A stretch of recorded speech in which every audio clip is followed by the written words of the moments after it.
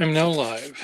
Here I've been talking for many minutes thinking I was live before, and I wasn't. But now I am. I am in fact live.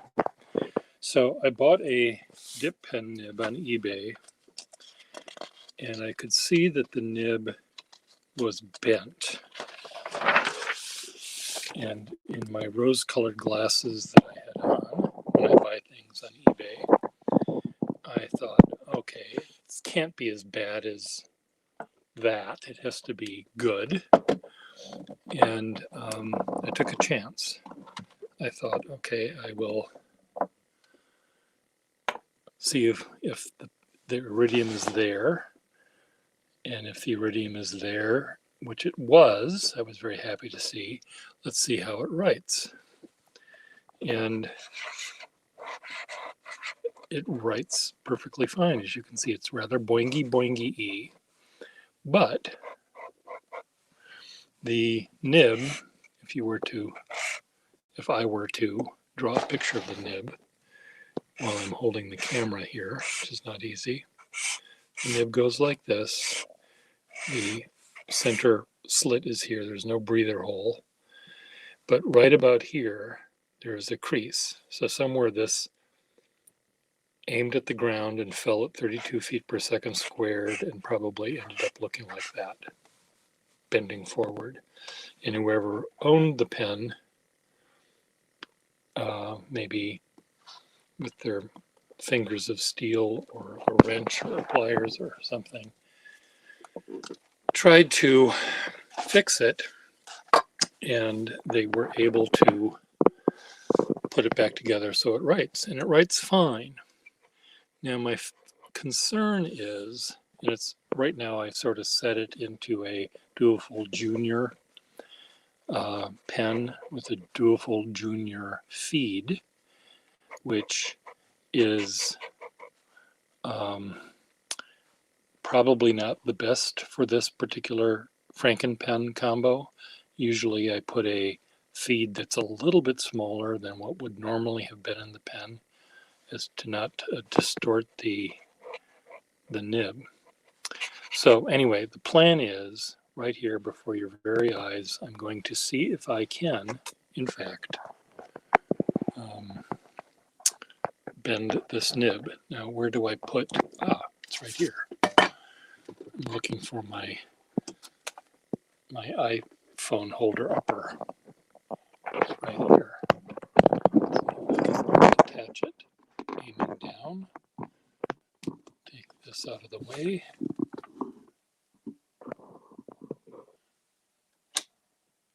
So now where did the pen go? The pen is here. The anvil is here. And I will explain to you what I want to do. And I'm going to hope that I do not make the pen less good by doing this. So right now it can write very thin and can write rather thick. Nice boingy boingy action going on. But I don't know if you can see, but the crease, it's not going to get any better, this crease. And I'm thinking if I try to flatten it out, the crease itself will become less prone to getting worse, because there is some metal fatigue strain going on there. And if I make it flatter, maybe the pressure and the stresses will not be focused on that one spot. But when I change the shape of the nib, the two halves of the nib, the ball of the iridium, have to be together, and they have to be flat together like this, not like this, not like this, not like that. They have to be together. And hopefully my little tweaking I'm going to do is not going to cause a problem. Of course, I've been away from this desk for a while, and do I know where I put my burnishing tools?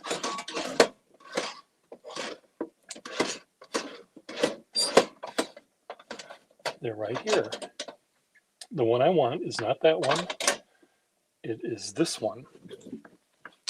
So what I'm doing with this is I'm setting the nib into this little channel.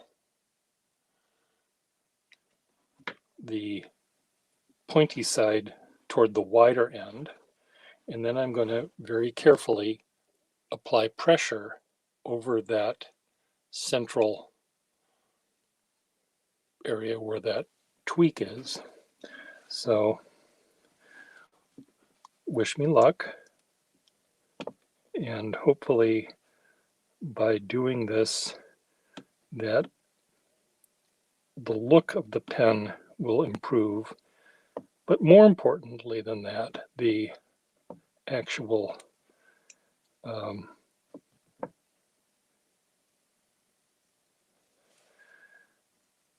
pen might be strengthened by the fact that that creased area is not going to be the recipient of stresses.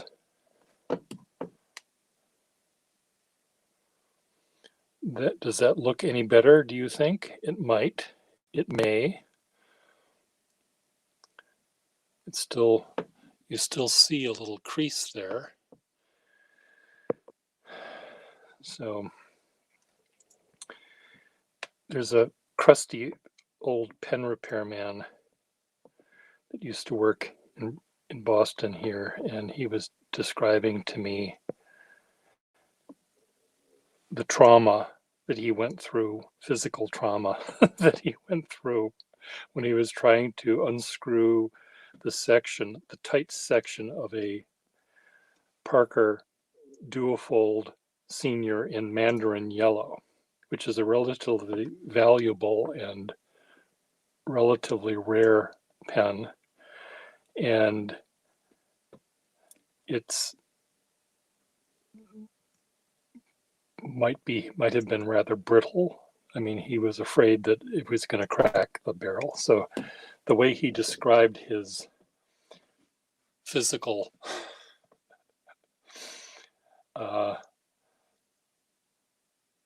trauma that he was going through while he was trying to do this, he very eloquently said, "Pierre, my asshole was going like this." So I didn't see it actually doing that. I took his word for it, as I hope you will take my word for it right now when I'm saying my asshole is going like this as I'm trying to fix this pen. I don't know if this is changing it much. You know, there's another way. If this pen were not as good to begin with, I might try maybe a little bit of plier action to do something. And right now, the point is doing this. I don't want it to do that. Oh, it's not doing that now. It was just doing that because it was just tweaked. Funny. I'm not going to even look at this under the loop because I'm afraid what I'm going to see. I'm going to set it back in the pen holder, and I'm going to dip it in the ink and try to write a line that is going to be right there so we can compare and contrast. Okay, so far no good, rather than so far so good. It's hard to tell because this is in a short. Let me put the cap on the back here so I can hold it better. I think I didn't change it at all. I think I may have, and I don't know whether I changed the look of it at all so much, but I'm not going to do it any more than this because, again, it's writing fine. It was writing fine before, but I think it might look a little tiny bit better. than it was. And I think if I looked at it, if it looks better, it might work better. My feeling was, look at the, if you imagine the side view of this pen as it's hitting the paper. The crease was right here. Normally a pen would, flex sort of like this, where it's this curve that goes all the way back toward the end of the slit. But because of that crease, the bend sort of went to there and didn't bother to go any further, because then it had the two things on each side of that point to allow it to flex. So I think if I reduced the importance of those two little things, the nib will last longer now than it would normally if you put this nib and another nib on a machine and had it just right forever and ever and ever until one broke. I would think the one that had the more distinct line right there would give out before the one where that line has been mitigated or lessened or something. So now my job is to let it be and find what pen I'm going to put this in, the nib. The nib fits okay in this one, but it may work better. It might fit. Here's a Sheaffer Lifetime, not a Lifetime, Sheaffer 530 pen that maybe the barrel, maybe it can go in here.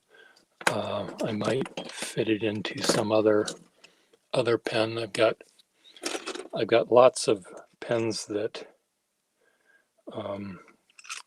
I could conceivably put that nib, but I don't want to fuss with that now. So Marilyn, darling, if you're watching this, I believe I made an improvement on this without causing it any trauma.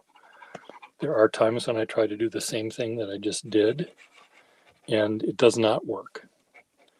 But those were on pens that had greater trauma than this one.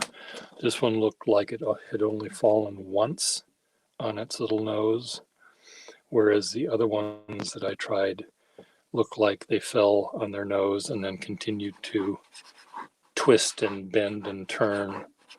And by the time it was done twisting and bending and turning, it was really, there was a lot more going on that, if there was a way to figure out what happened and in what order, you might be able to reverse traumatize it by first doing this, then doing that, and then doing this, and then it gets back to normal. But when you don't know how that trauma occurred, it's hard to work backwards.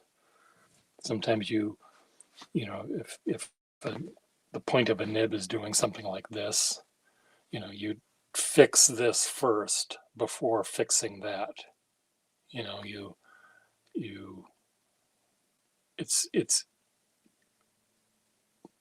There's something that makes it seem easier to do this when it's sticking up like this than putting them together and then twisting it. So do that first, then do this. But sometimes the nib is twisted this way, if this is the ball of iridium, and so you have to sort of take that tine and with your pliers sort of straighten it out, and you can sometimes straighten it out with a burnisher, sometimes you need a pliers, and it's knowing which tool to use to repair the flaw is another issue. to consider. And it takes a lot of practice, and your memory has to be good enough to remember what you did. But if your memory is like mine, you'll end up forgetting what you did, and the next time you do it, you'll be starting from scratch again. I wonder if it could fit in here. This is quite a lovely pen. One of the things I did notice with the Duofold Junior is that when the cap is turned down all the way, screwed in all the way, the nib, as you can see, sticks up. The nib is very long, and if the feed were thinner in diameter, I can push it in further. But you want to make sure that the top of the nib does not get broken by being screwed into the inner cap. Now this, shall I try to see if it fits in here?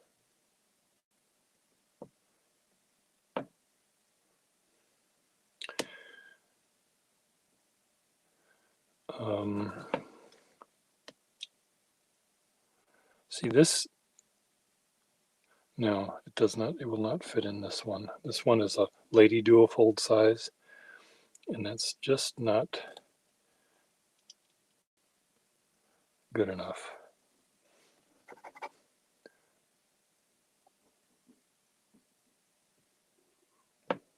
What is this nib? It's a Parker Duofold pen nib. So why would I take apart a perfectly good pen, Per Gustafson? I don't know the answer to that question. So I'm going to see if I can find another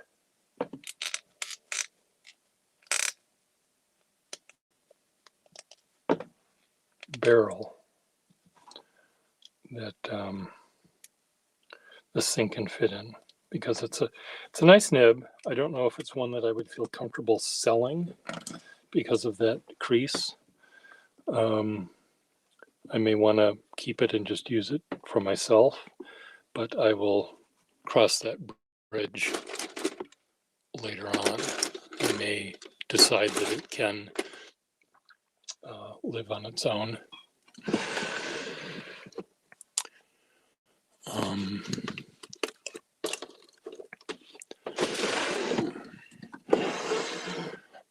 In the hands of someone else. Let me try it in this thing. So here's a very loosey-goosey Waterman number 52 size. And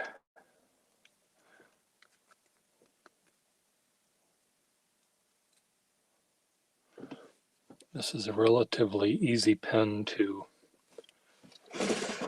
find. I've got lots of these. And this one might. I think this is it. Put it in a Waterman number 2 sized pen. I may have a 12 that this would fit. Eyedropper fill pen. So we'll see. Anyway, thank you for watching, and hopefully I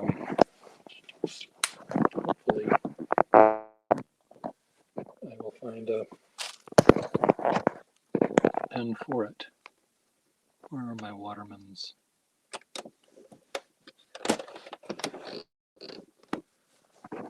Anyway, bye.